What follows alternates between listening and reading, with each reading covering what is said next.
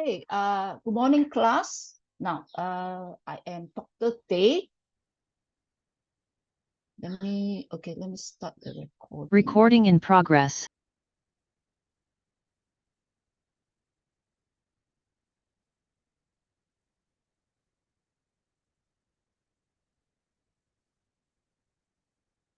All right, good morning, class. Okay, this is Dr. Day here.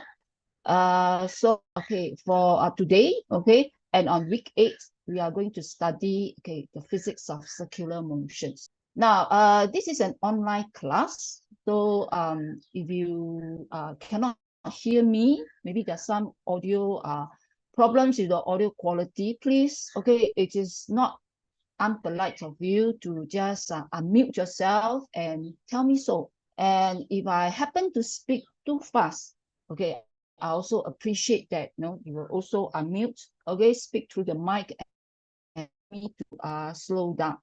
So again, okay, let's start. Okay, this is 2-hour lectures now. So can I have a response from you that whether are you hearing me clearly? Anyone, please? Hello. Yes, Hey, we can thank hear you you. clearly. Yeah, thank you so much. Okay. Okay. Now, as I mentioned, okay. Now I'll be taking you, okay, journeying with you for on week 5 and also week 8, okay, on topics that are related to circular motion and rotational motion. So let's start now. Okay, now just hold on for a minute. Let me get my laser pointer. Okay, now what is circular motion? Okay, circular motions, okay, follows, okay, the motions of an object in circular path. Now the cant here, as you see, is, okay, traveling along the circumference of a circle. So this involves, okay, motion. Just a moment. Okay, this involves motions, okay, along, okay, in the 2 directions, meaning x and y at the same time. So when it moves, okay, as this can is moving along the circumference, okay, it is very important for you to take note. The can also maintains a constant distance, okay, from the center of the circle. All right. Now, some examples of circular motion in real life include Ferris wheel, highway, okay, the moon, okay, the orbits of the moon, okay, around the earth, and also lastly the orbits of the satellites, okay, around also the moon, and so on and so forth. So for today's, okay, this is the outline, okay, of today's lectures. We will be covering, okay, the concepts of angular speed, velocity, angular accelerations, and we'll move on, okay, to look at the application, how the circular motion, the quantities can be applied in real life, be it in kinematics or dynamic, right? So now, previously in the study of linear motion, okay, the key quantities are displacement, velocity, acceleration, and time. Now for today, first, this is what we are going through in the same manner that we are going to review, okay, how circular motion can be quantified. Okay, here, okay, you have a particle, and this particle is to be moved in a circular motion. R, okay, R here is the radius of the circle. Now, angle theta here, as you can see, is called the angular positions of the particle. This is similar to the linear position variable S, okay, in your studies. Now, this particle, okay, S is not in a projectile motion. Please take note of this. Now, in projectile motion, where you learn in the linear motion, the X and the Y motions are independent from each other. And therefore, you can, okay, analyze both X and Y, okay, motion independently. Now, however, okay, in circular motion, okay, now the XY movement are not independent. As a matter of fact, the X and the Y are related, okay, in the form of the equation of the circle. So there's a constant relationship between the X and Y coordinates. If you change the X position, okay, move to here, okay, will affect also the Y positions or vice versa.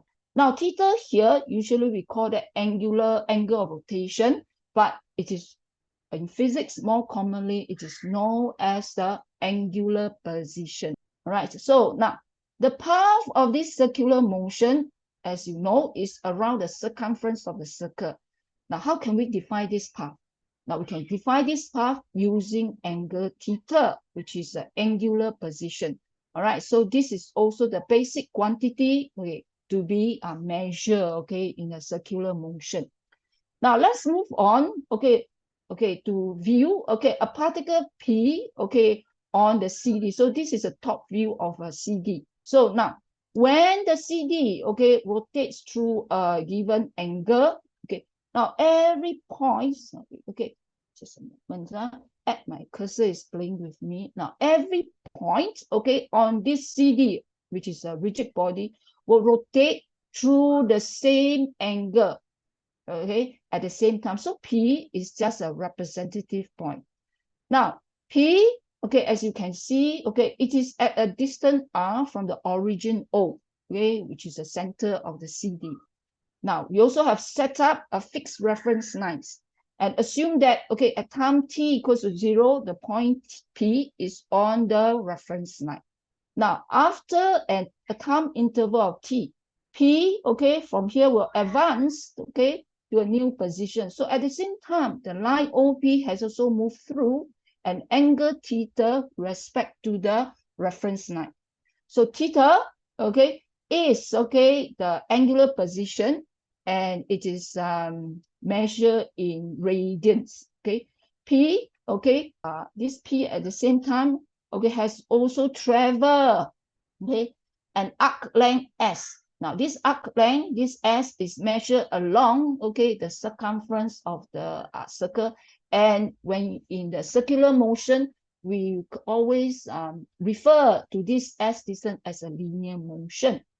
So the angular displacement, okay, that is delta theta, will be equals to, can be calculated from the angular position, okay, which is delta subscript F, which is final angular position, minus, okay, the delta subscript I, which is the angular position at initial, which is time t equals to 0. And this happen, okay, also usually, okay, we also put the initial angular position to be 0. So in that case, the delta theta, okay, will be equals to theta. Now we talk about P traveled through a distance and arc length of S.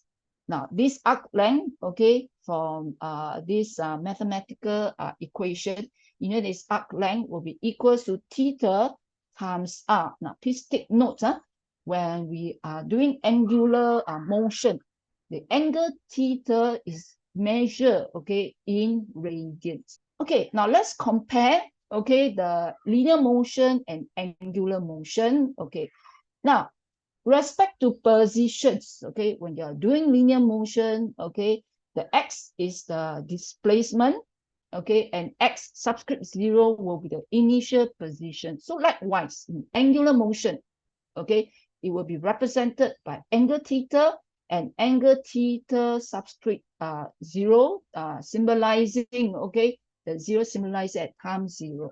So other than position, displacement, okay, the equivalent, okay, or the analogous, okay, or similar terms in angular motion will be delta theta.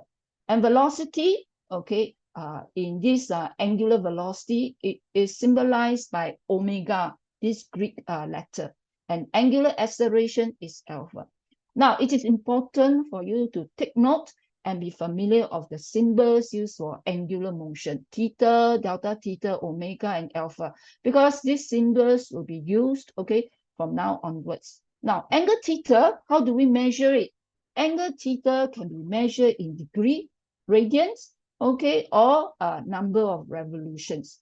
Now, so the SI unit, okay, of angle theta is radians. So it is important that you know how to convert, okay, the angles in terms of degree to radians or to number of revolutions and vice versa. All right. So because a lot of questions in the tutorial will have the quantities of variables set in revolutions or degree. So in order to solve the problems, okay, you need to convert angular quantities, be it angle, okay, angular velocity, angular accelerations, okay, into, okay, from this meter, okay, to radians, or from degree to radian, and so on and so forth. So how are we going to, how do we to convert it? Now, one revolution, okay, is one complete rotation. So that makes up of, or what you call one full revolution, which covers 360 degree or 2 pi radians. So if we want to convert from radians to, from revolution to radians. Now, one revolution is equivalent to 2 pi radians. So as such, one radians will be equal to 1 over or 1 out of 2 pi revolution. So likewise, okay, to convert, okay, from degree to radians or vice versa, since 2 pi radian is equivalent to 360 degrees, you always use this as a basis of your conversions. So 1 radian in that case, okay, will be 360 degree, okay, divided by 2 pi, which is equivalent to 57.3 degrees. Likewise, you can also, okay, convert degree, okay, in an angle to, okay, radians. Now, so I would like to reinforce that again. Please use radians in the problems of the circular motion, be it in, okay, tutorial or in your CA. Okay, now let's dwell a bit more on these angular quantities. Now, angular quantities, okay, in this case, let's focus first on this position are vectors, all right?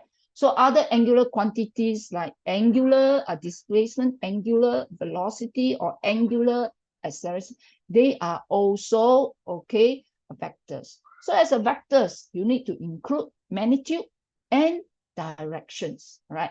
So now, on these 2D planes, okay, we will measure, okay, angle, consider angles to be positive, okay, if that you measure in an anti-clockwise direction.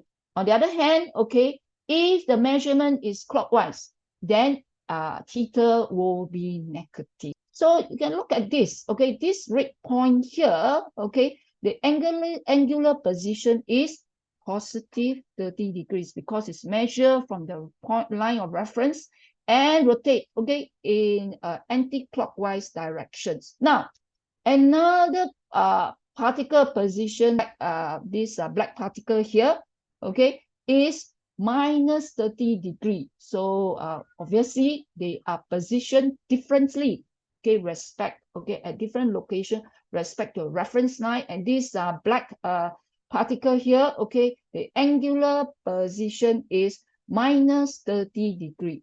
So let's further elaborate, okay, on this black particle.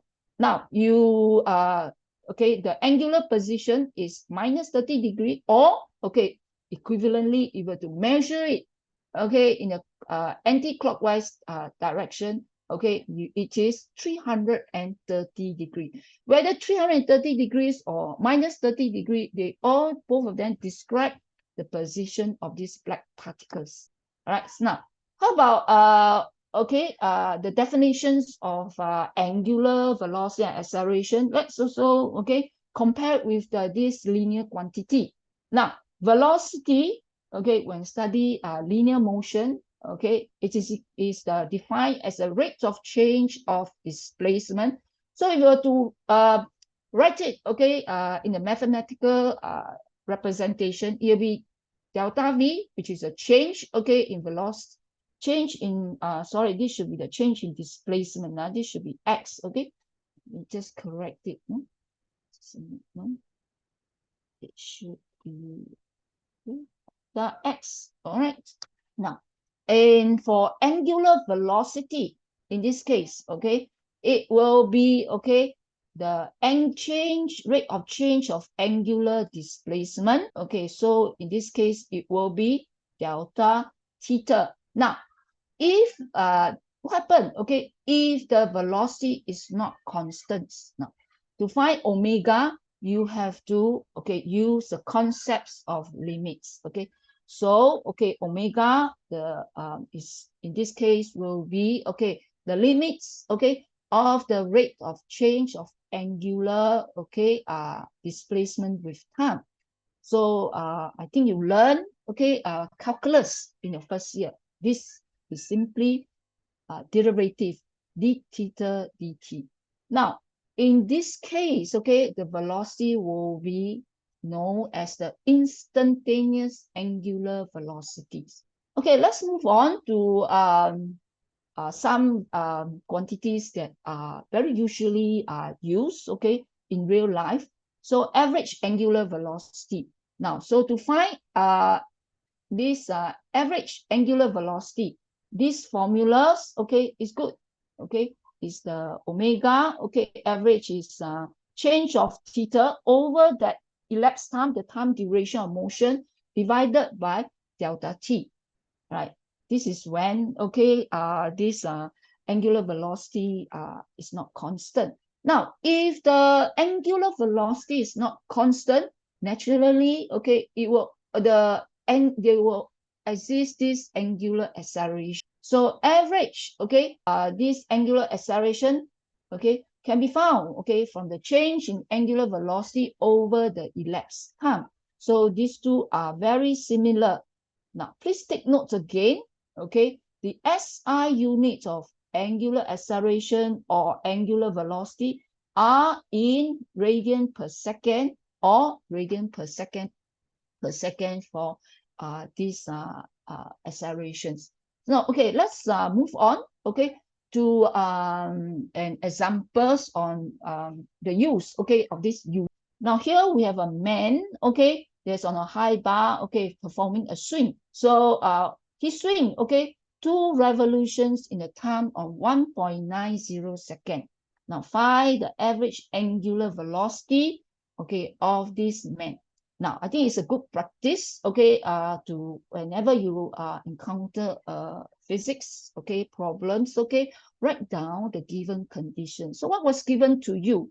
You transfer or translate, okay, this given condition into mathematical, okay, representation. So now you're told, okay, that this man swing through 2 revolutions in a time of 1.9 seconds. Now, 2 revolutions, it means the delta theta, the position is negative 2.0 revolution. Now, why 2 minus 2? Right now, look at, okay, please look at this picture. Okay, now you can see that this man here is turning in a clockwise direction. And for angular displacement, it's the same as linear displacement when you're studying, okay, linear motion. They are vector quantities. So when the picture show that, okay, the rotation, okay, is, okay, or the displacement is in the clockwise. So you have to put a -2 here to indicate so. So the time, okay, change elapsed time is 1.9. So what are we to find? We're supposed to find, okay, average angular velocity. Now you see the omega here. Omega is the angular velocity, and there's this bar here to indicate it is the average values. Okay, so omega, average omega, okay, using just now the definition, is equals to what? Change in delta, okay, over delta theta, okay, over delta t. Now first we need to convert, okay, theta, okay, or the delta theta here from this degree or revolution to radians. So we use this conversion. 1 revolution is equivalent to 2 pi radian. So -2, okay, revolution in that case will be equivalent to 2 pi radians over 1 revolution. So you can cancel, okay, these units here, and you arrive at -12.6 radians. And this will help us, okay, in this computation of the average this angular velocity, which is -12.6 radian over divided 1.9. So the answer, okay, the average angular velocity in the case will be minus. Please, okay, do not ignore, okay, the sign, because the sign here, negative, tell us, okay, the average velocity, angular velocity is in the, okay, and the clockwise direction, which is also indicated in the picture. All right. So let's look at, okay, the next example. Okay, this is a jet engine. Okay, you can see from the front, okay, from the front, okay, of the engine. Now the fan blades here are rotating with an angular speed of minus 110 radian per second. Now this negative 110 in velocity does not tell us that this blades is decelerating. No, it tells us, okay, that this blades is moving, okay, in the clockwise direction. All right, so as the plane takes off, the angular velocity of the blades reaches minus 330 radian per second in a time of 14 seconds.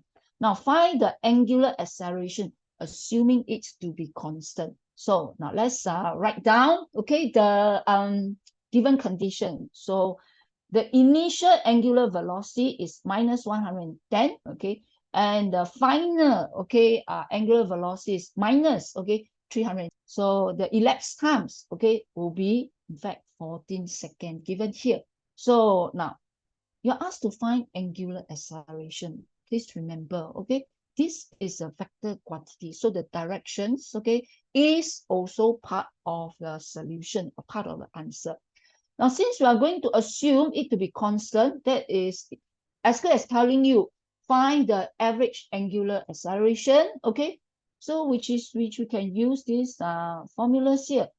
So delta, okay, omega, okay, which is a change, okay, in the angular velocity will be what?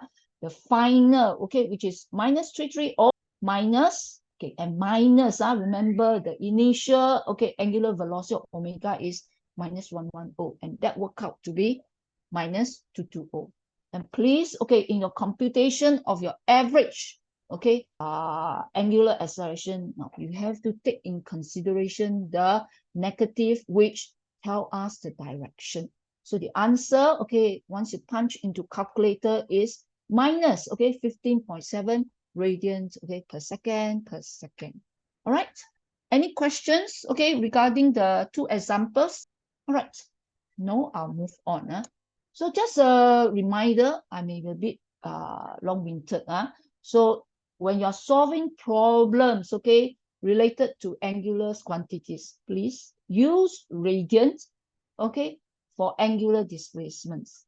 All right. So take note also now whether velocity, acceleration, okay, these are vector quantities.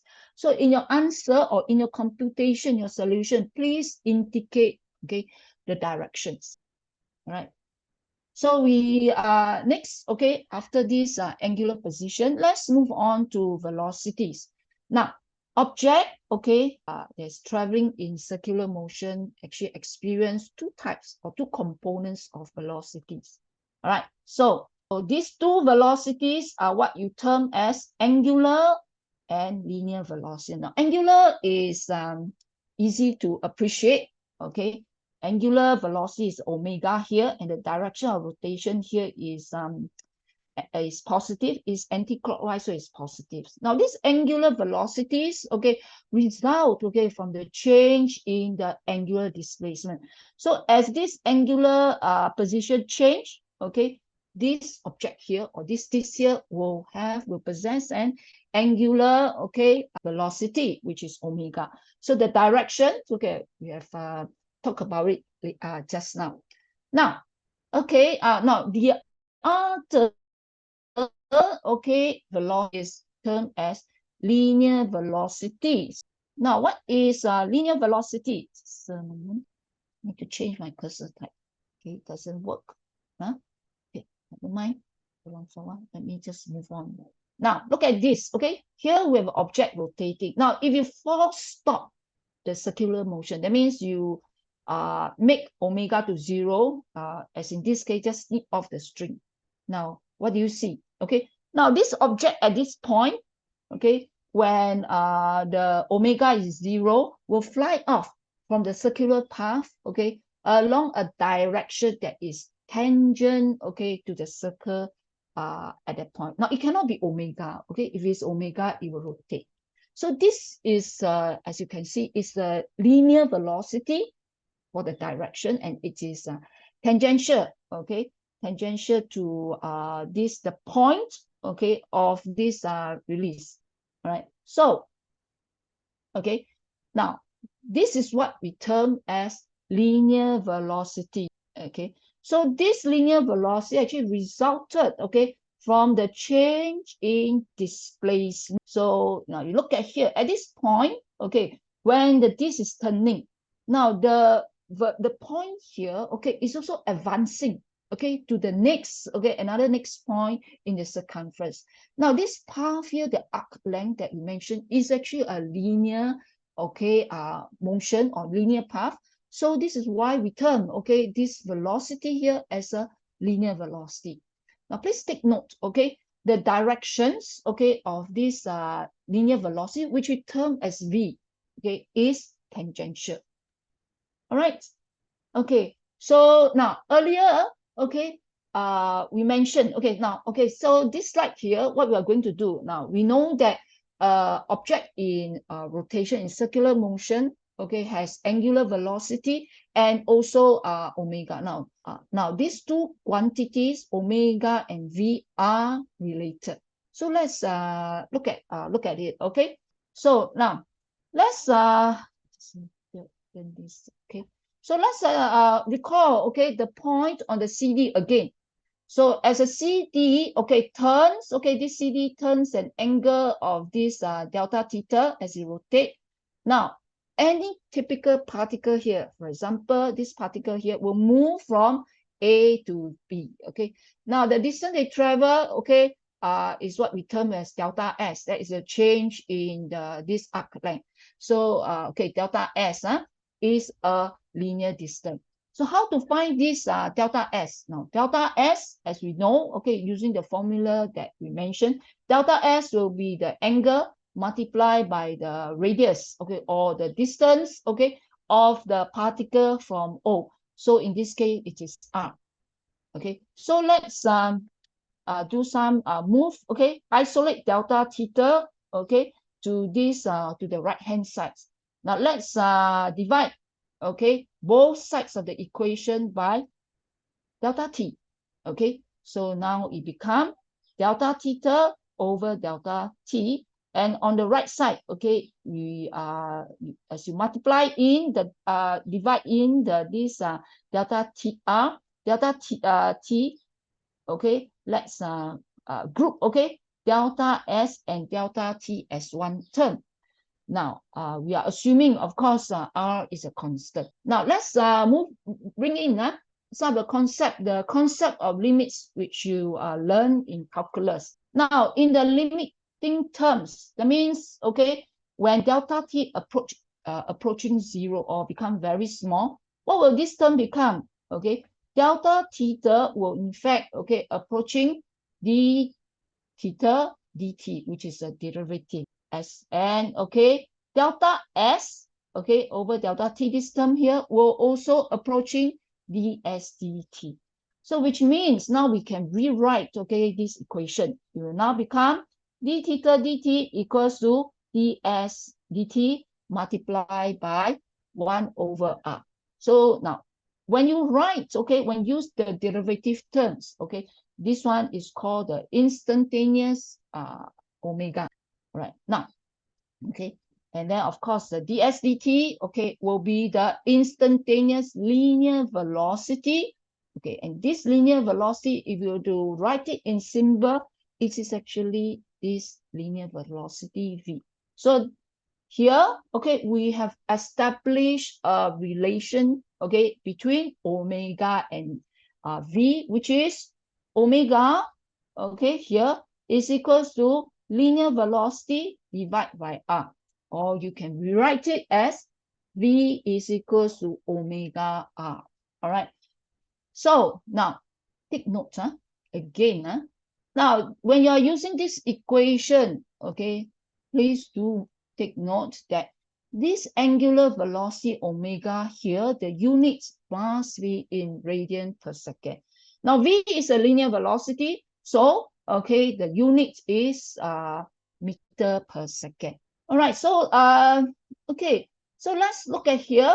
Okay, so now let's look at here. Okay, we are looking at different points. Okay, so this is this again. We have let's select 2 points. Okay, point A here. Okay, and point B here. Point A is have a short, has a smaller r, whereas point B has a longer r, a larger value of r.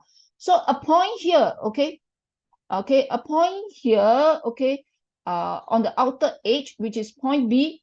Okay, in this case, as you can see, okay, it will travel, okay, a greater distance, which is a blue line, compared to an inner point, okay, which A here, which travel, okay, a shorter distance when, okay, this is rotating, okay, through the same angular angle of theta. All right, so take note, so linear speed, or okay, we are talking about linear speed because we are not talking about, we are not referring to direction. Now the linear speed, okay, is greater on the outer edge, okay, of a rotating object than one that is closer, okay, to the axis of rotation.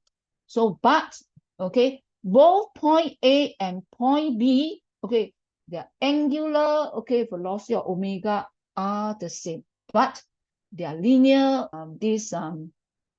velocities are different. I think there's a revision in your notes. It should be the point on the outer edge should be point B. Okay, the point near the center, the inner point, should be point A.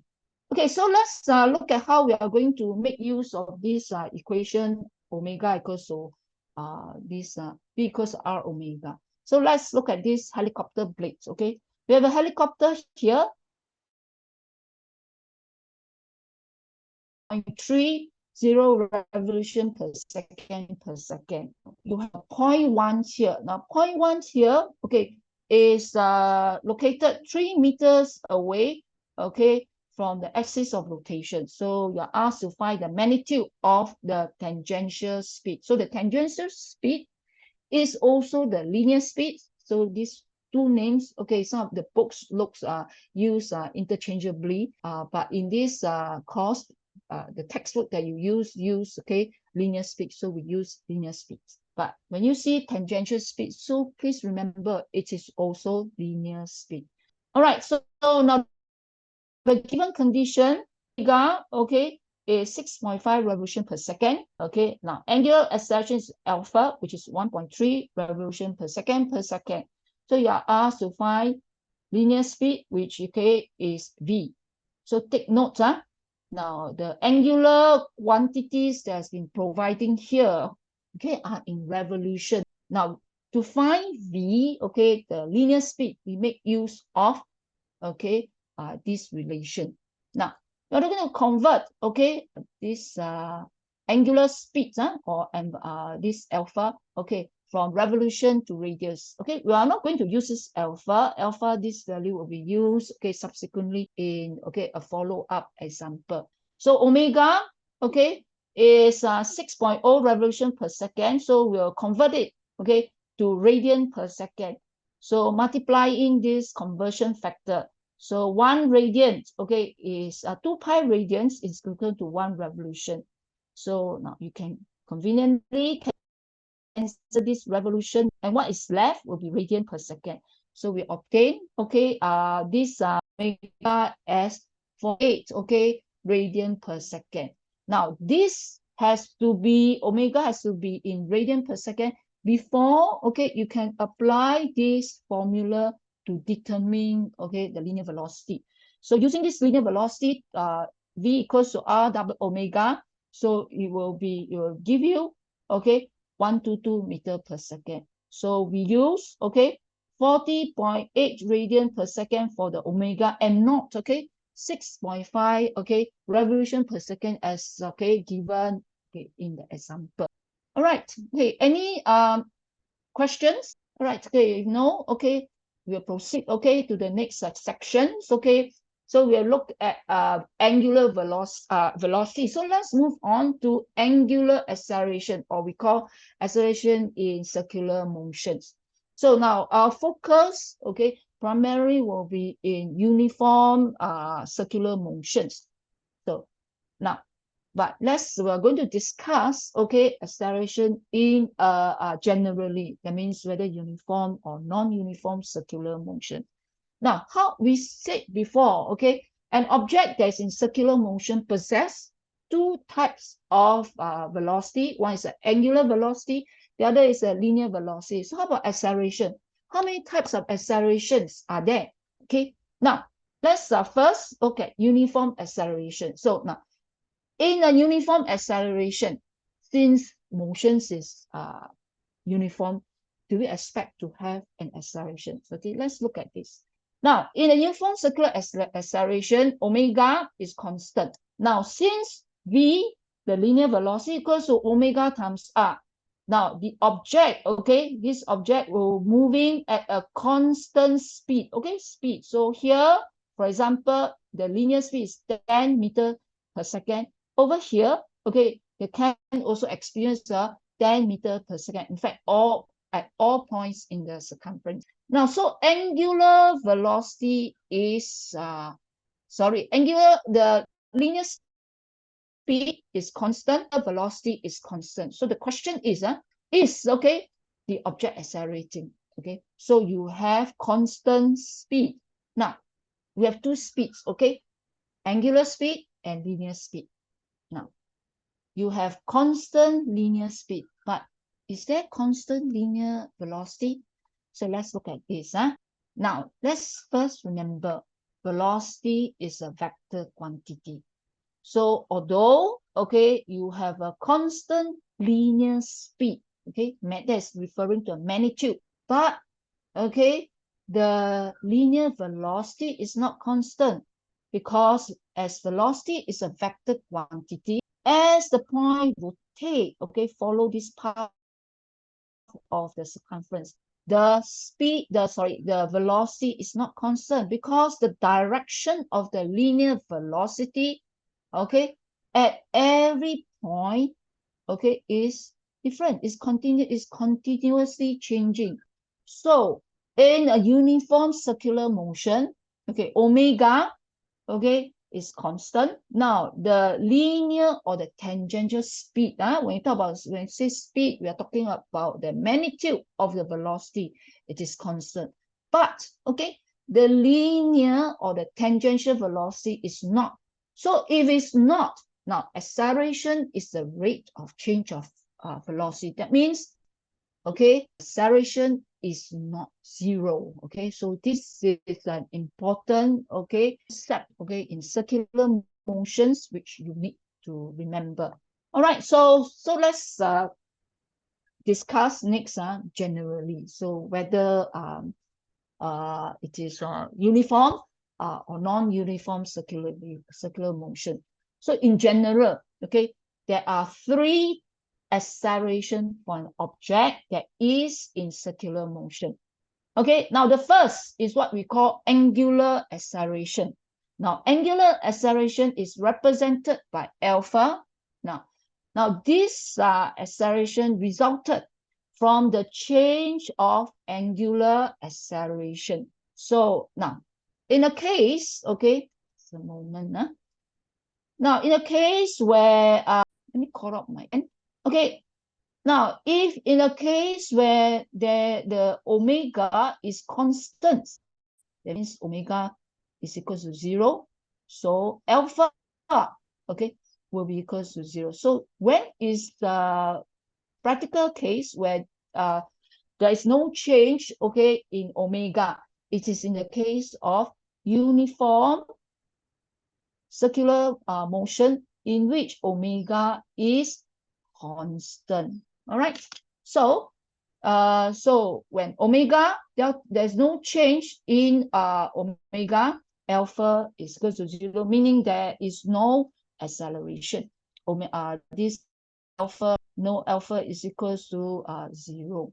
Okay, let me erase this off.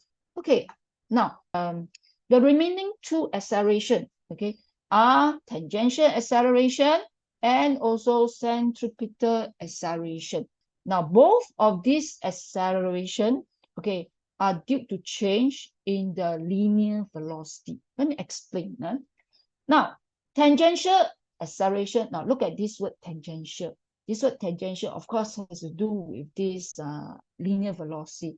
So, tangential acceleration is due to magnitude change, okay? Magnitude change of this tangential velocity. So, if, okay, linear velocity or tangential velocity here is 10, and then the speed is 20, and then come to here is 30, 40, then there is an tangential acceleration. There's an acceleration that makes the point move faster and faster in terms of along this arc length. Now, how about centripetal this acceleration? Now, centripetal acceleration is due to the change in the direction. So one is due to the magnitude, okay, of the linear velocity. Another is due to a direction change. So now, so for a point, okay, or an object that's moving in circular motion, so as it moves, there's a constant change, okay, in the tangential velocity or the linear velocity. So this centripetal acceleration always exists, all right? Now, tangential accelerations is always, okay, written as alpha, okay, same as this angular acceleration. But to distinguish, okay, from angular acceleration, you have a subscript TAN, okay, to denote tangential. Likewise, okay, centripetal acceleration, okay, A, okay, and the subscript is radiant, okay. Now I'll explain why this RAT here, all right. So now take notes, okay. Of these three accelerations in the circular motion, alpha or angular acceleration is an angular quantity. So the unit of measurement is radian per second per second. Now, for tangential acceleration and centripetal acceleration, they arise due to the change of, okay, tangential speed and tangential velocity. So it is a linear, they are linear quantities. So that their units rightfully will be meter per second per second. All right. Now, why is now this let's return to this centripetal acceleration. Now, why do we put symbols of RAD? Now, RAD, okay, is okay, equivalent to radians. That means pointing, okay, to the radius. Now, this is because now centripetal, these words, okay, means seeking center. Seeking center meaning that, okay, the direction of the acceleration is pointing towards the radius. That's why it is, okay, also denote as RAT. Okay. Is centripetal acceleration and radial acceleration the same thing? No, different. Okay. Now, angular acceleration, okay, is still the change of this omega. Okay. Sorry, Prof. I mean radial acceleration and centripetal acceleration. Yeah, okay. Radial acceleration and centripetal acceleration are the same. Okay. Okay, so okay, because different textbooks, okay, use differently. So I think it's good for you to be familiar, okay, with these different terms. All right, okay. Any other questions? No, okay, now let's put all these accelerations together. Now, so in a uniform, okay, circular motion, uniform, that means omega is the same, okay? The linear speed is constant and omega is constant. So in such a case, number one, okay, there is no, okay, angular, there's no this tangential acceleration, all right, because omega, okay, is equal to 0. Okay, now, okay, so omega is constant. At the same time, okay, because the linear speed is constant, okay, there is also no tangential acceleration. All right. So now, but centripetal acceleration is always present because although speed is constant, linear speed is constant, omega is constant, but the linear velocity, okay, is constantly changes. Okay. Okay, because at each point at the this circular motion, Okay, look at this. Okay, the directions of the velocity, okay, keep on changing. Therefore, all right, centripetal acceleration will exist. Okay, now in the case of non-uniform circular motion, what is non-circular circular motion? That is when omega is not constant. So linear speeds, okay, will change. Linear speed is changing due to this relation. Okay, now the speed V equals to R omega. So if omega is not constant, so your speed here, the quantity will also change. So that will result also a tangential acceleration. All right. So in this case, okay, how to calculate, okay, the tangential acceleration? Okay, we will have to use, okay, derivative, okay, to help you. But okay, we are more concerned, okay, of these uniform circular motions, okay, in this section, in this chapter, okay. All right. Now, okay, in the next few slides, what I'm going to do is that I'm going to explains the derivation of acceleration and velocities, okay, during circular motion. Now, this topic, these few slides, after which will not be tested in CA2. But I think I want to go through with you. I think, first of all, I think it's good to reinforce the concept of limits that you learn, okay, first year in the calculus module, okay. When you're learning limits in calculus 1, I think it can be quite confusing. So I think it's good, okay, that I go through this quickly, so to help you to appreciate more importantly, okay, how limits, okay, can be applied in physics. So do bear with me. So first, okay, let's consider tangential velocity, okay, from first principle. Okay, so now tangential velocity, okay, is okay, this is a formula. So it is the rate of change of displacement, okay, with time. Here, okay, we have a particle here. Okay, this particle is moving in a circle. So the position vector is vector R1. So in the next moment of time, you move into, okay, R2. Okay, this is a vector R2. So position vector R1 and R2. Now, so the displacement, okay, in vector form, in this case will be R2, okay, minus R1. Now, this is in fact the this delta R. So delta R, okay, now let's move here. We are putting this triangle that relate all these position vector here. Now, okay, now the delta R here, in fact, okay, is what you call also the this displacement. So now to find this velocity vector V, okay, according to the definition, it is what? Vector delta R over, okay, delta T. So what is delta R? Delta R is, okay, according to this, okay, triangle, it will be vector R2 minus vector R1 over delta T. Now let's apply limits concept, okay? Now, as delta T approach 0, okay, what does it mean? If delta time is becoming very small, okay, between these two, time, the interval, so you will expect this delta R to be close, very close, perhaps next to each other, okay? So delta R1 is almost parallel to delta R2. So that means what? That means this, okay, will be also become very tiny. And delta R, however tiny it is, okay, you can consider to be almost perpendicular to delta R1. So that means, okay, my velocity vector now, okay, this vector here, velocity vector, which is equal to delta, will also be almost perpendicular to R1.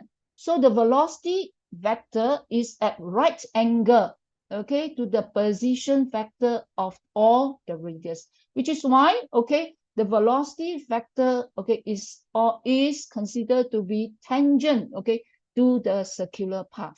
All right.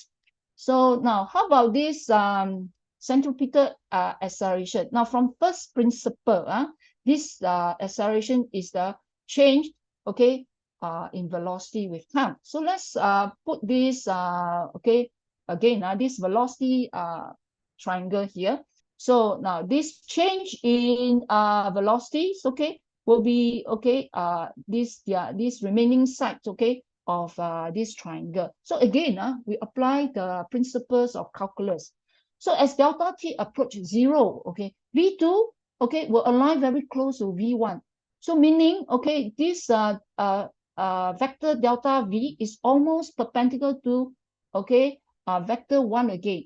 So again, okay, since acceleration is derived from, okay, this delta vector, it means, okay, this vector A is also pointing towards the center of the circle. So therefore, this centripetal acceleration, which is, okay, due to the change of this linear velocity, is, okay, pointing, okay, towards the center. That's why it is called centripetal acceleration, which means center pointing acceleration. Now, center pointing, it also has a direction pointing towards the radius. So it is also called radiant acceleration. So we settle, okay, the directions of these accelerations and velocity. How about the magnitude? Okay, now to find the magnitude of this centripetal acceleration, now let's put, okay, the displacement vector, okay, and the velocity vector side by side. Now, both of these triangles are, as you can see, similar triangles. Okay, now we are going to put in also this delta L. Okay, delta L is the distance traveled on the circular path. So, as delta theta approaching this 0, approaching 0, so understandably, okay, V1 is equal to V2. So let's call it V. So they are similar triangle. So delta V, okay, over V, okay, here will be equals to delta R over delta R over R. So now at the same time, okay, in this in the limits, okay, delta L, when the time is very small or delta T is very small, delta R and delta R, delta R and delta L are very close. So combining these two together, in fact, we replace, okay, delta R here with delta L. So we get, okay, delta V is equal approximate V here divided by R times delta theta. Now, so to obtain the centripetal, acceleration, which is ARAD, we just divide, okay, this delta V by delta T. So as a matter of fact, okay, you obtain as time approaching 0, okay, so the acceleration will be equal to V over R times delta L over delta T. Now, what is this delta L over delta T? It is also the linear velocity. So therefore, okay, the centripetal acceleration will be equal to V, okay, divided by R times, okay, V again. So to find, okay, the centripetal acceleration, okay, it will be equal to V squared over R. All right. So I've gone through it very quickly. Let's maybe at this time, okay, let's take a 5 minutes break, okay? So we'll return, okay, to class again. Now is, time is it now? We'll return to class at 12 noon. Okay, can you see the PowerPoint? Okay, are you able to see? Okay, thank you. Yes, I need some response. Okay, so let us summarize, okay? Now let's focus on centripetal acceleration. Okay, my laser pointer. Okay, we shall focus on centripetal acceleration because these topics of circular motion focus on uniform circular motions. Now, as we mentioned before, okay, for object in general that is in circular motion, whether it's uniform or non-uniform, they will experience two types of velocities: angular velocity and linear velocity. Now, on the other hand, it will also subjected, okay, to three types of acceleration. You have the angular acceleration, which is due to the rate of change of the angular velocity. And then we have the tangential acceleration and the centripetal acceleration, Both of these two, okay, are due to the rate of change of the linear velocity. So let's now zoom in, focus, okay, on uniform circular motions. Now, in a uniform circular motion, omega is constant. So there is only one, okay, acceleration which an object will experience, although it still experience two velocity. So the centripetal accelerations, okay, has this the direction, okay, is towards the center of the circle. And okay, this is the magnitude. Now, centripetal accelerations, as you can see here, okay, depends on, okay, V and R. That meaning that, okay, if, okay, the speed, okay, tangential speed is larger, okay, the faster will be the velocity changing direction. Now, the larger, okay, the radius, the less rapidly, okay, the velocity will change the direction. Now, so all in all, now we move on to a very generous, these are circular motions. Now, so in when you're calculating, okay, the total acceleration, okay, in general okay, uniform, general circular motion, when meaning that there is a tangential acceleration and the omega, okay, the acceleration due to change in omega, the angular acceleration, okay, you have to take in consideration, okay, the linear acceleration to be a summation, okay, of this, not really a direct summation, but you apply Pythagoras theorem, and the total acceleration, linear acceleration, will be, okay, using Pythagoras theorem, will be square root of centripetal acceleration and, okay, square of tangential accelerations. Now, if it is a uniform circular motion, okay, uniform circular motion, since the tangential speed is constant, there will be no acceleration from the tangential component, meaning that this term, okay, will become zero. So there is only, okay, the final acceleration is simply, okay, derived from the centripetal accelerations. All right. So what I've mentioned here, okay, is already, you can find it in these summary slides, and I would like to read. All right. So let's perhaps now, okay, move on, okay, to this another examples. Okay. So this example will summarize, in a way, okay, what we've learned about the three types of acceleration. Now here we have 150 gram of ball, okay, that's revolving uniformly in a horizontal circle of radius 0.600 meter. Now the ball makes 2.00 revolution in a second. What is its centripetal accelerations? Now, here you are told, okay, this ball, okay, is revolving uniformly.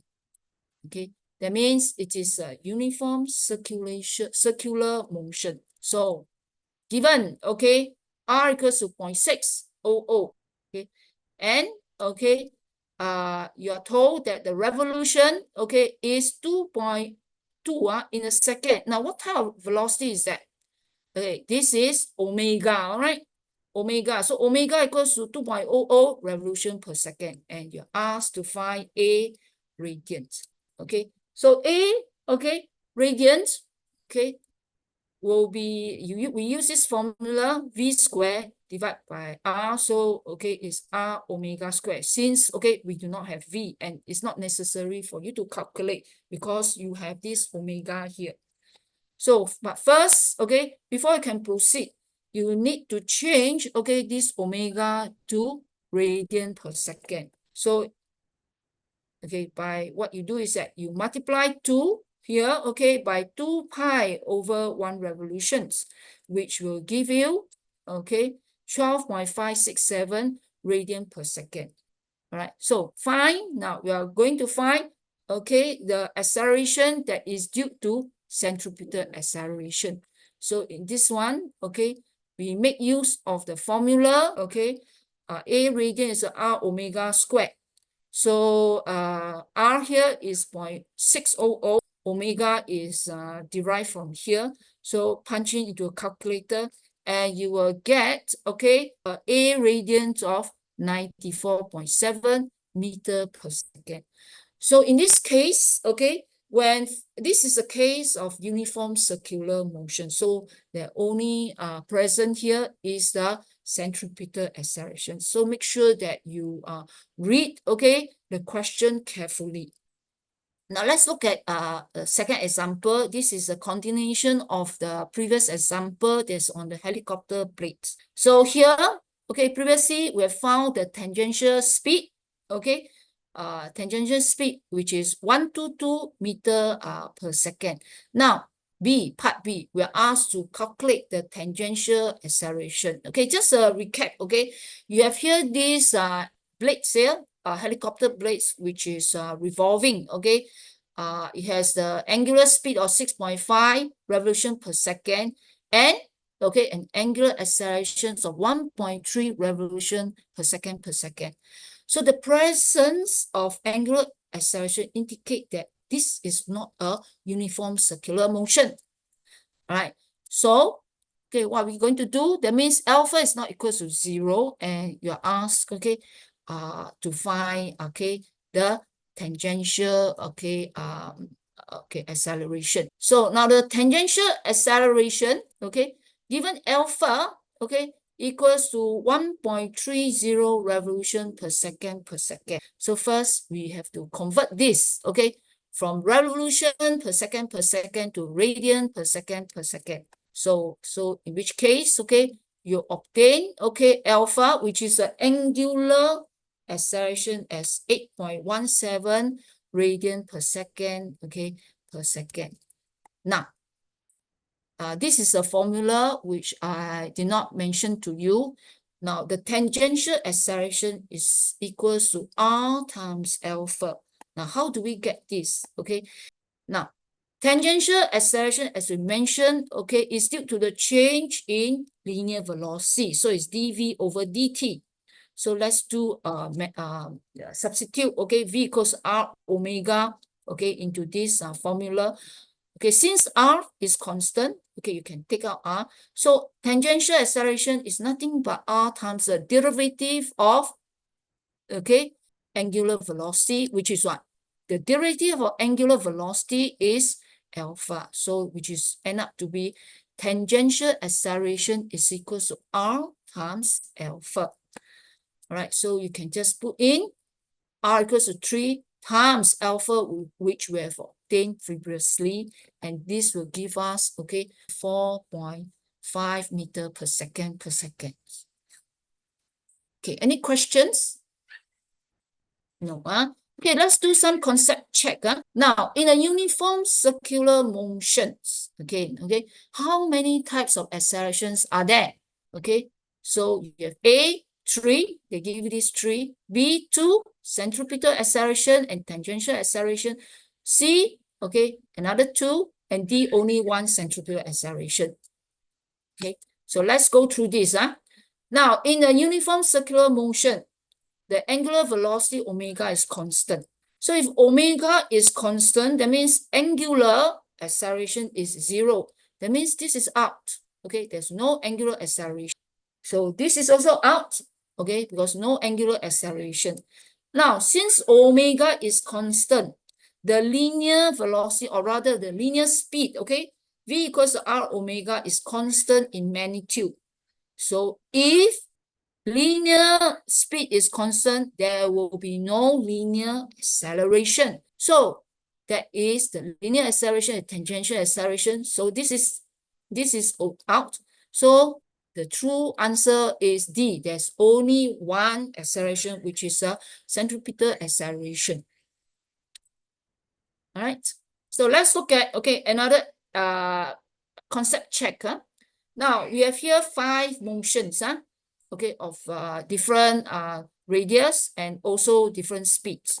So now here, okay, also in different directions. Now, which motion has the largest centripetal acceleration? Okay, let's look at, since we're given, okay, velocity and radius, let's look at, okay, this, okay, relationship, okay, of this centripetal acceleration related to R and V. So as you can see here, okay, the centripetal acceleration or radial acceleration is what? Directly proportional to. So the larger the V, okay, the greater will be the acceleration. So meaning that out of these three, everything remain except the velocity. This has the, okay, largest, okay, centripetal acceleration. And if you were to compare these two, okay, obviously 2V here, okay, will imply a much greater centripetal acceleration. So we have from this subgroup, this is a greater, and another this subgroup, this is a greater. So let's compare B and E. Now, B and E, okay, so which, okay, is a greater? Obviously, okay, B has a smaller R, so B, okay, will be, okay, having the largest centripetal acceleration. All right, any questions? No, so I'll move on. Okay, here we have a child here. He's wearing, okay, a can. Now, this is a, as you can see, is a uniform circular motion. R is constant, and they also tell you. Okay, which of these three are true? Okay, there are two correct answers. Okay, now this is a uniform, okay, circular motion. So that means omega is constant, and the linear speed is also constant.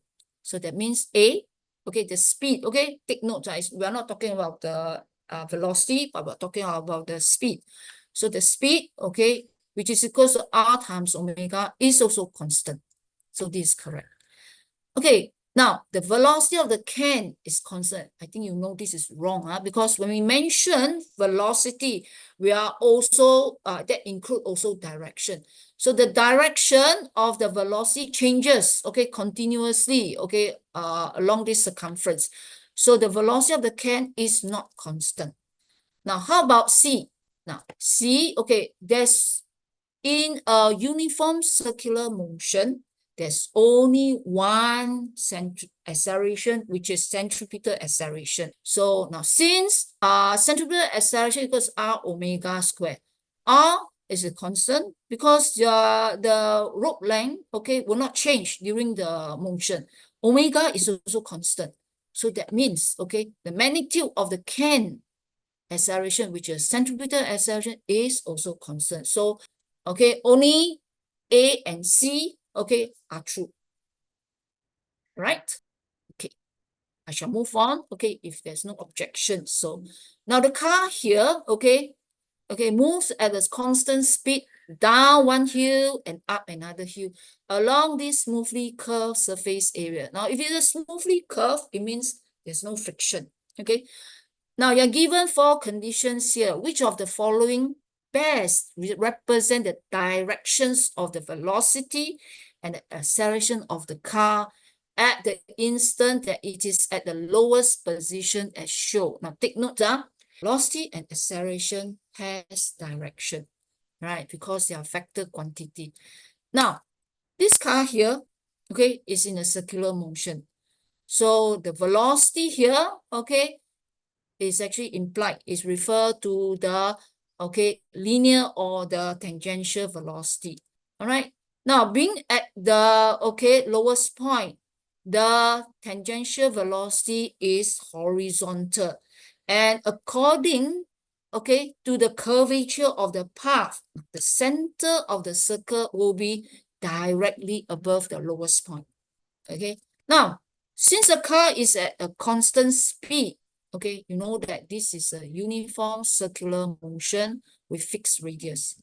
All right, so no, okay, tangential accelerations, okay, so only centripetal acceleration. So you expect, okay, the acceleration to point, all right, to point towards the center, okay, which is here and not here, because all the rest, okay, you have the, okay, the right directions of the tangential velocity. So which means, okay, that B is the correct answer. Right? Okay, Okay, let's me move on, okay, to the next concept, okay. Now, what can be said about the moon as it orbits the earth at a constant speed? All right, again, take note of these keywords is constant speed, okay. Now, more than one choice here, okay, can be correct. Let's look at A, now, A, the velocity, okay, okay, this is a circular motion. So being a circular motion, now the velocity, this velocity is referring to the linear velocity is not constant. Okay, because the moon is constantly changing, okay, moving, okay, along the orbit. Meaning that A, okay, is not true. Okay, let's look at B and C together. B, moon experience acceleration towards the center of the orbit. C, the moon experiences acceleration away from the center of the orbit. So B and C, let's look at it together. Now, for objects, all objects you are moving in circle will experience a centripetal acceleration. But where's the centripetal, the direction of centripetal acceleration? It always directed towards, okay, the center of the orbit. So meaning that B is correct. However, C in this case will be wrong. Okay, these two are complementary. If B is right, C is will be wrong. Okay. So how about D? The moon experiences an acceleration of constant magnitude. Now, the magnitude of the centripetal acceleration remain constant, right? Because the magnitude is equals to, okay, V squared over R. So if V is constant, R also unchanged. So, okay, the magnitude, okay, of the accelerations, okay, remain, okay, constant magnitude. So, okay, two of the right statements here are B and D. All right. Okay, any questions regarding these sections that's on this the quantities of this in a circular motions that is we've gone through angular position, angular velocity, angular accelerations. Okay, if not, okay, we shall move on to the next sections, okay, where we are going to look at the applications of all the angular, okay, variables or quantities which we have mentioned. So we are going to look into the kinetics equations. Now, we are going to focus, okay, only on uniform circular motion. I mentioned this several times. So meaning that, okay, in their angular accelerations, where alpha is equals to 0. Okay, so this is where we are going to focus on. Now, let's compare this angular motion and linear motion again. So again, these are the corresponding, okay, of these angular variables to linear variables. Okay, so okay, now when we are doing, okay, this applying, okay, analyze, okay, circular kinetics, we can also use, okay, the equations of motions for linear motions. So you can see here, this set of kinetic equations, okay, is the same, okay, as what you use, okay, for this linear motion. So please take note of the equivalent these symbols here. Now this set of kinetic equation, angular kinetic equation, can only be used, okay, when, okay, your angular acceleration is constant, okay.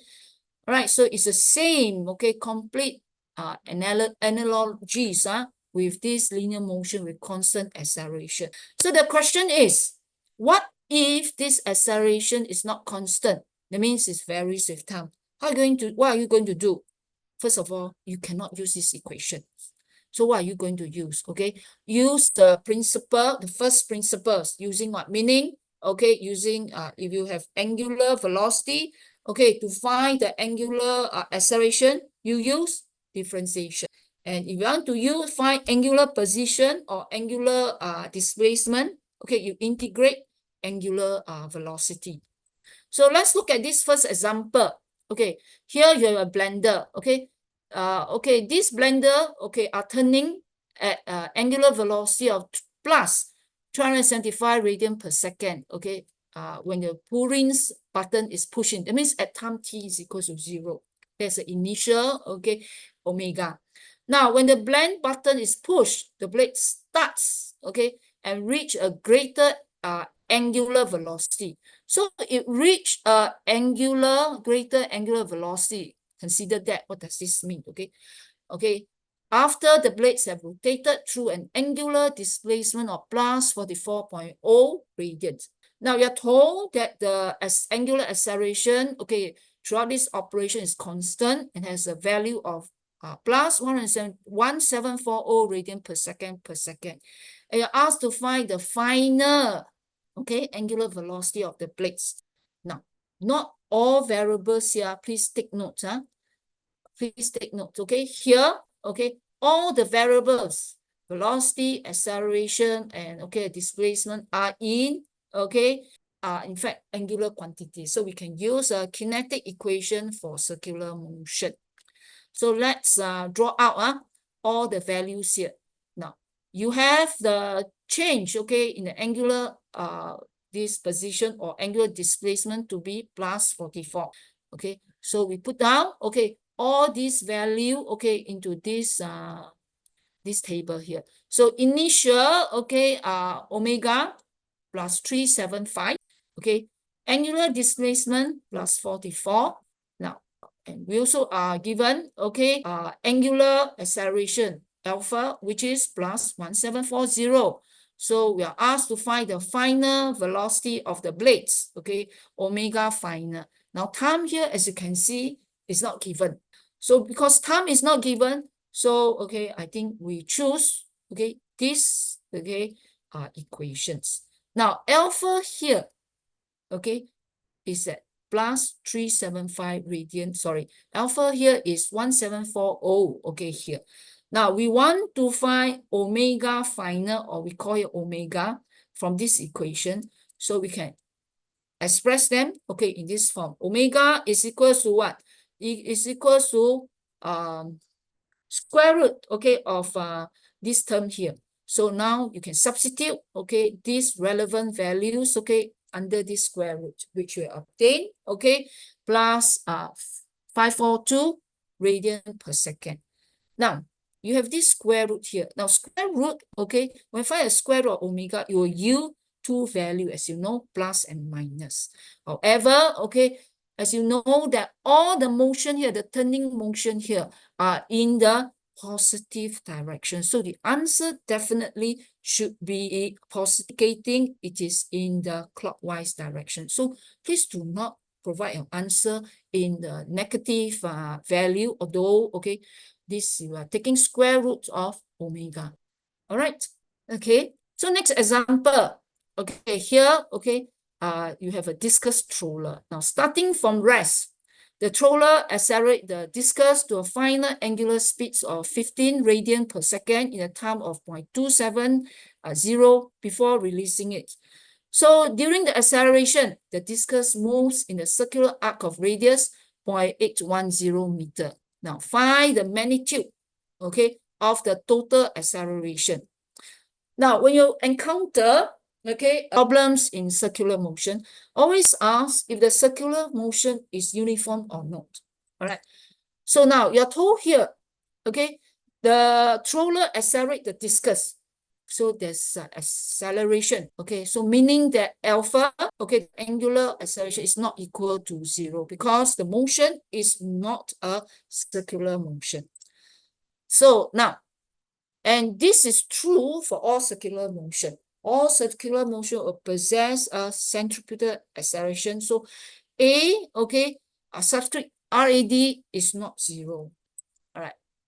Now, because alpha is not equal to 0, so the total the tangential acceleration will not be equal to 0. Rather, the total acceleration will be a sum, okay, taking a square root of the sum of the centripetal acceleration and the tangential acceleration. So this is how, okay, the scenario will look like. On the board, the discus itself, this discus has two components of acceleration, the tangential acceleration as well as a centripetal acceleration. So how are we going to solve it? Okay, first, okay, calculate the tangential acceleration, which okay, just now we have previously showed that it is equal to r alpha. All right. So now, so alpha, we need, before we know A tangential, we need to find what is alpha. Now, alpha is is a constant, so we can use, okay, the kinetic equations for circular motion. So alpha equals to change, okay, in the velocity over t. So which is 15 minus 0 divided by the time elapsed, which is 0.27, and this gives us a value, this value. So to find tangential acceleration using, okay, this relation, okay, we'll end up to have the radius, okay, of his arm, okay, will be 0.180 times, okay, this alpha which we obtained just now.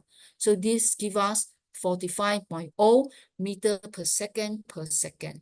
Please take note, okay, of the unit of measurements, okay, of alpha and, okay, this tangential, okay, acceleration. Now, once you have these two components of acceleration, you can find the total.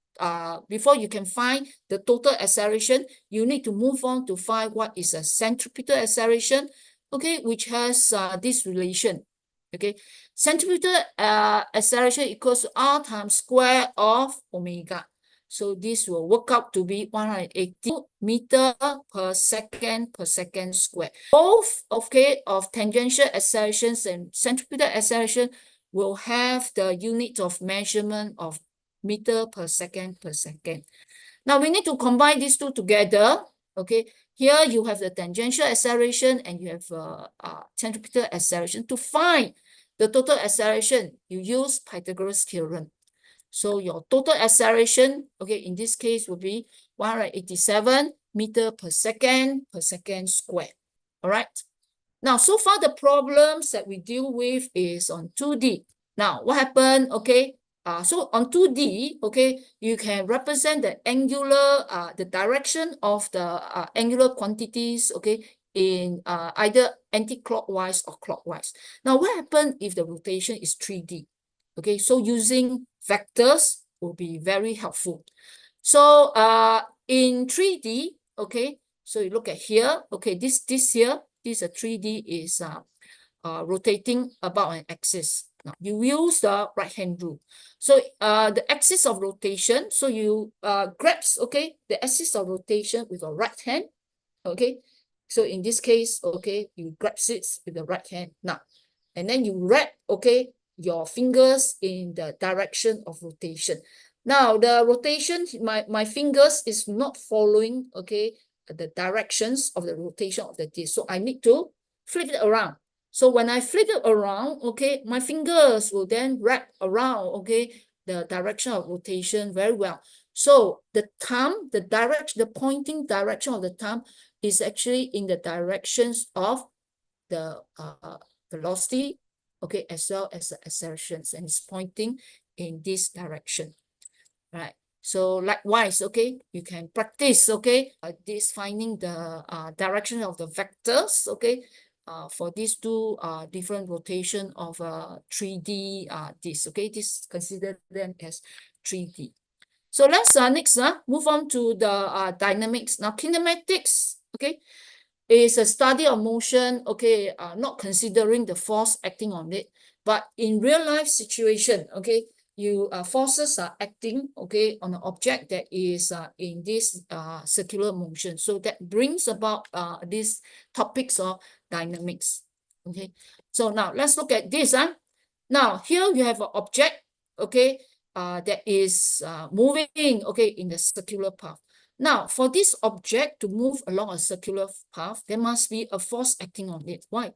Because in accordance, okay, to this Newton's law, okay, this ball will continue to move in a straight line, okay, if there is no this interference. So, right, so the force, okay, that acts on the object in order for it to move in a circular path must, okay, act, okay, perpendicularly to the direction of the motion, and also must direct, okay, towards the center of a circular path.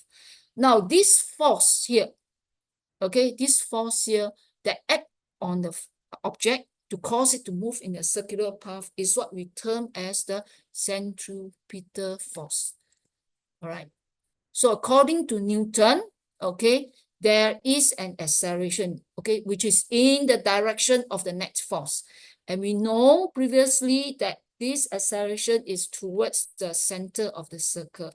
So the net force and acceleration, okay, both the force and the acceleration are directed towards the center of the circles.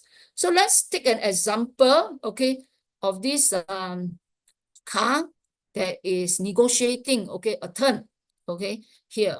Now, it will, okay, experience, okay, a centrifugal force. If not, it will not turn, right? So this force is actually towards, okay, the center of the circle. But please take note, this force, okay, the centrifugal force is not the fundamental force. That means it is not the source of force that's causing it to turn, but rather, okay, this centripetal force, okay, comes from or the friction, okay, that is, okay, between the car tires and the root, all right? And it is the frictional force in this case that made, okay, the car to negotiate the turn. Okay, so please take note of this, okay?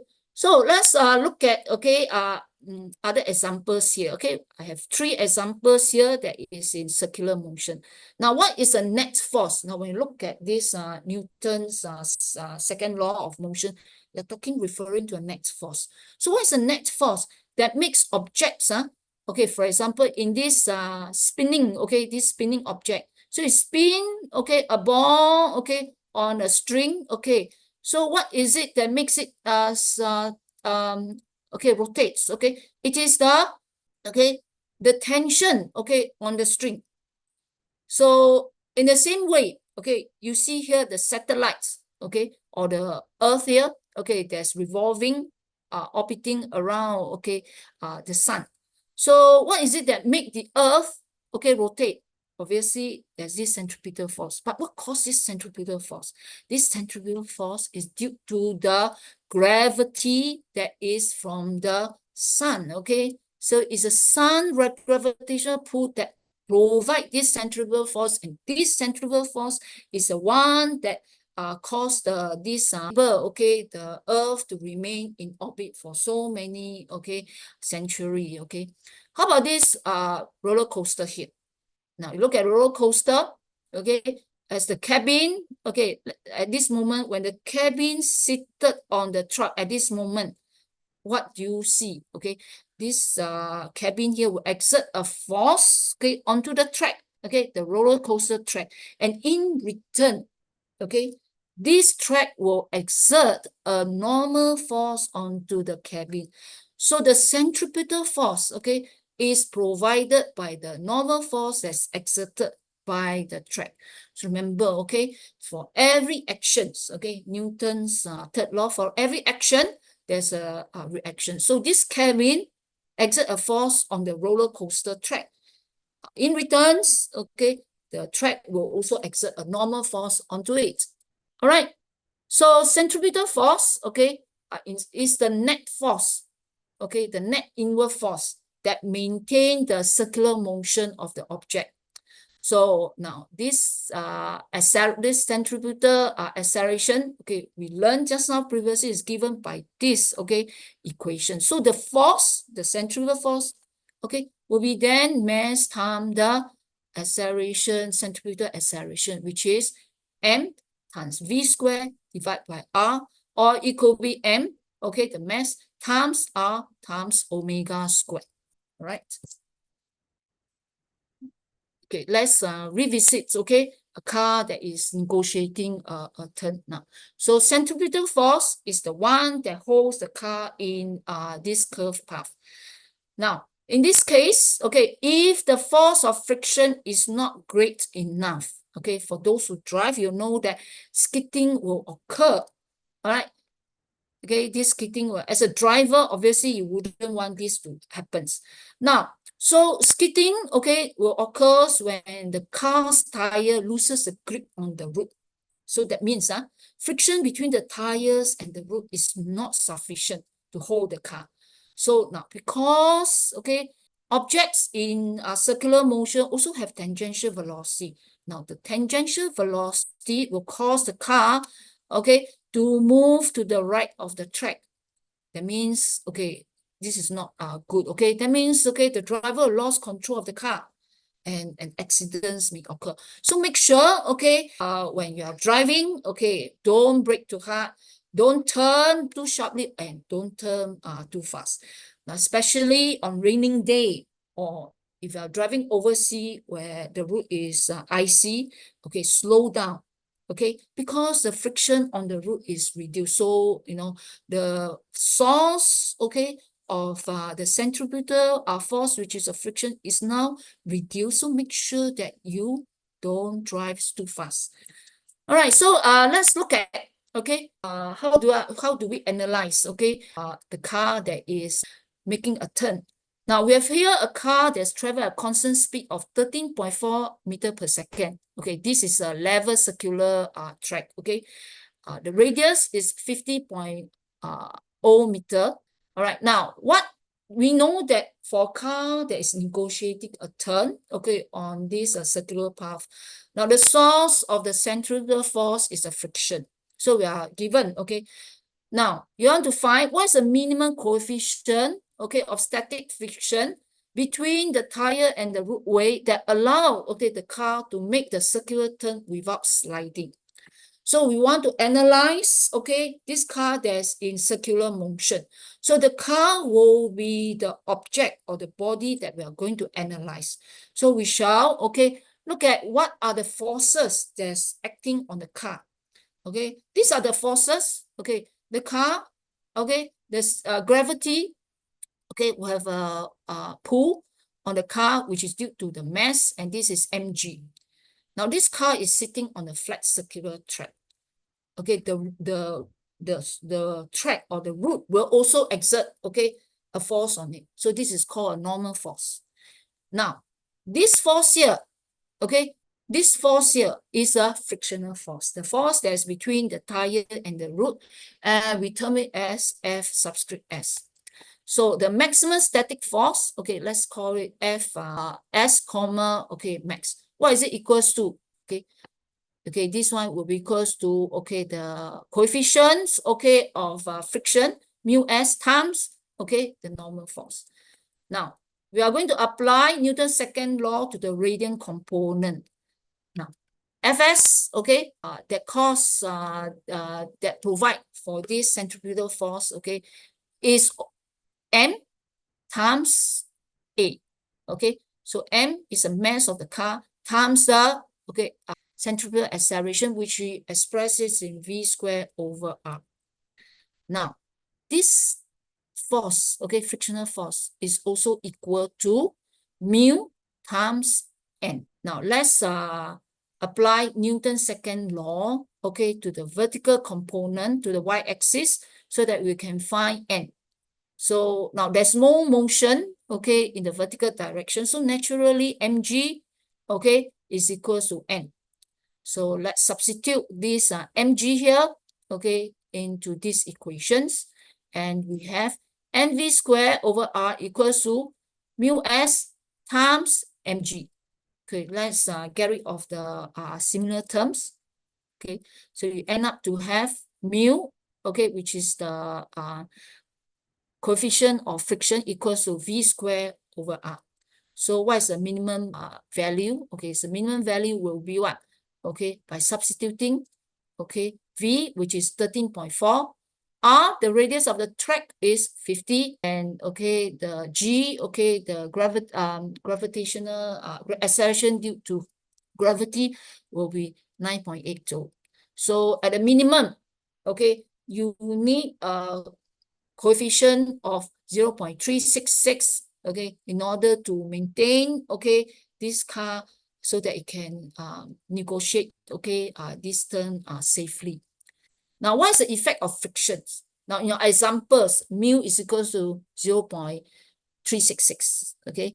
Now, the value of mu s, for rubber, okay, on dry concrete, okay, which is usually, okay, referring to tire, okay, is very close to 1. So, okay, the car can negotiate the curve with this. Now, if this car is traveling on a wet or icy road, definitely is smoother, meaning that the coefficient of friction mu s will be what? Okay, less than 0.366, usually is less than 0.2 or lower.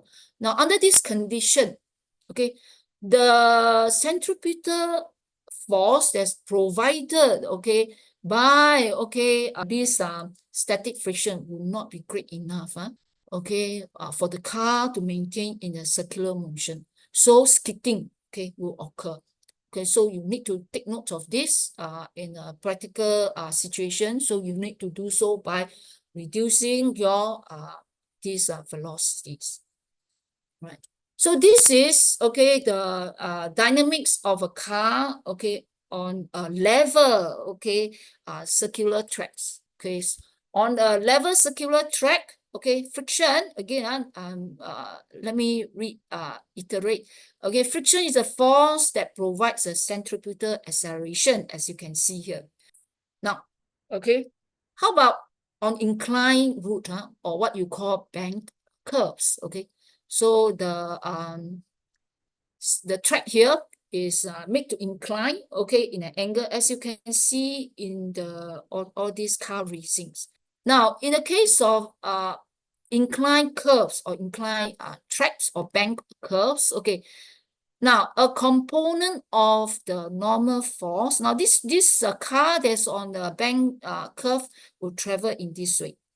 So the centripetal force, okay, will still, okay, pointed horizontally.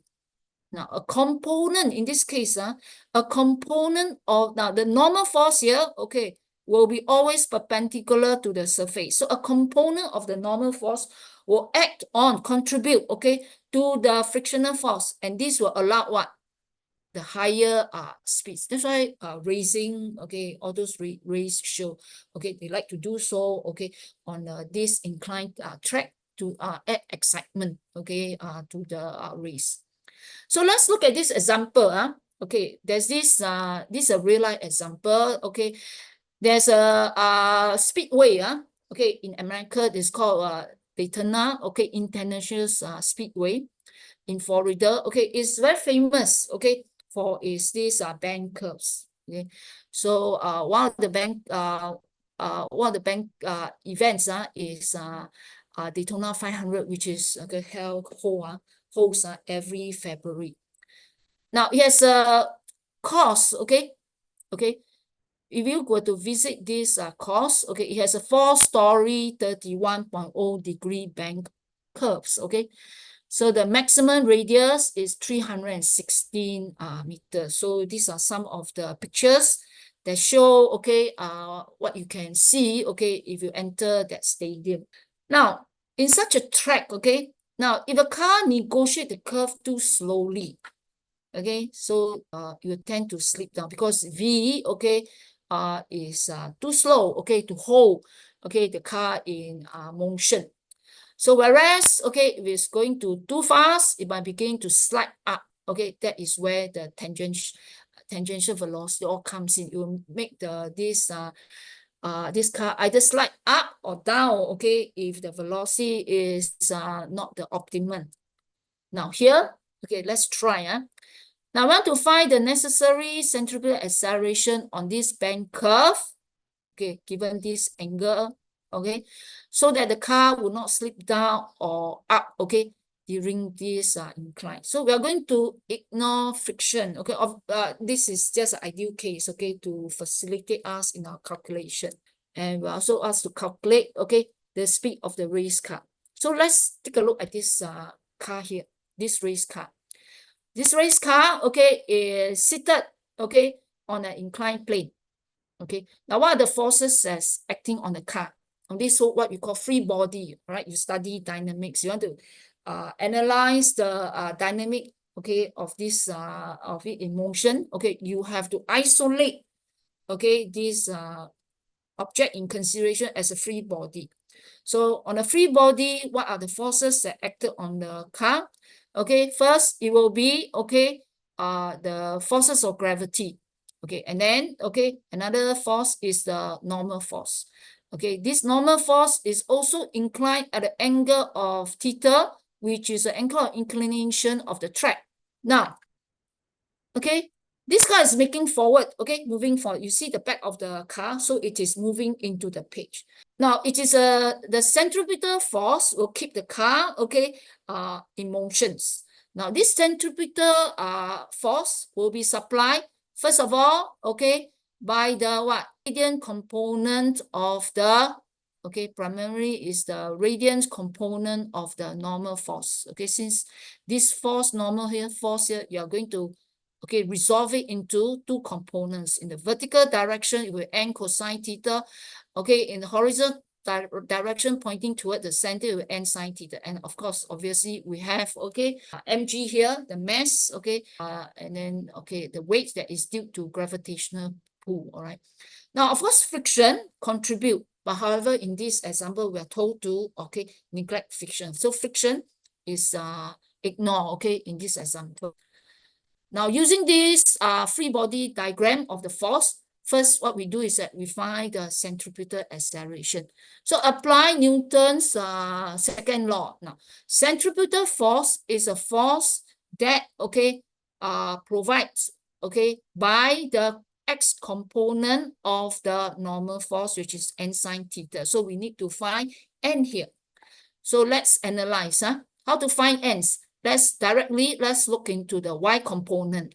Now, there is no, supposedly there should be no motion in the y direction. So meaning, okay, the summation of the force will give you 0. So what are the summation of the force from?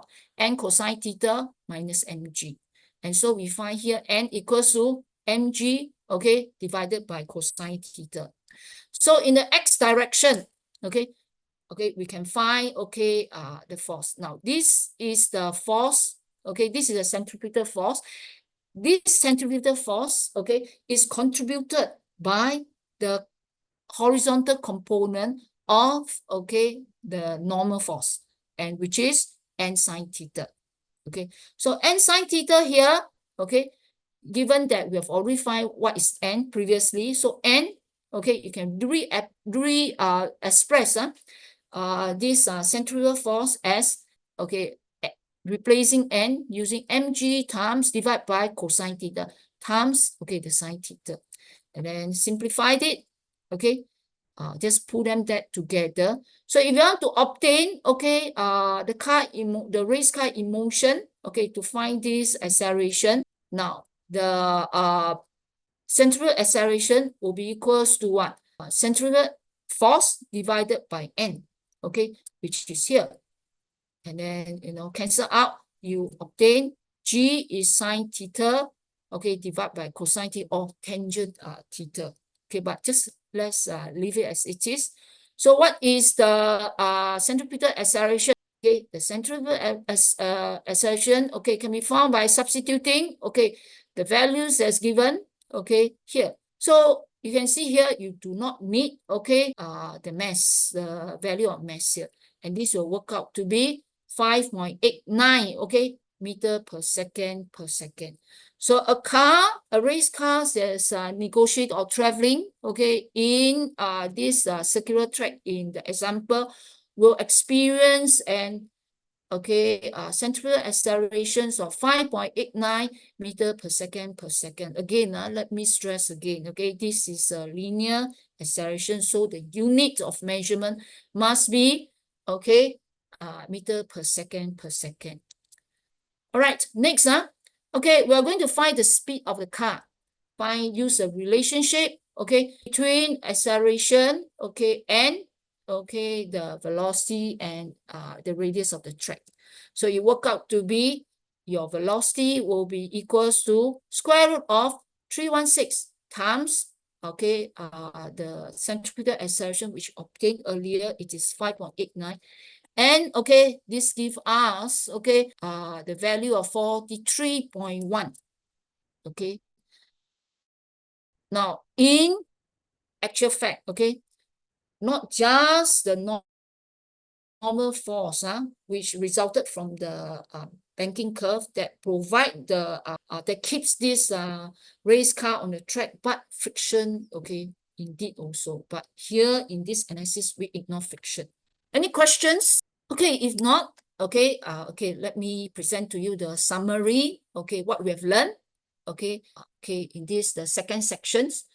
Okay, so second section now, we can use to analyze the kinematics motions of circular motions. Okay, we can use the similar equation of motion from the linear motion. But take note, this set of equation can only be applied when the particle in considerations are subjected to constant angular accelerations.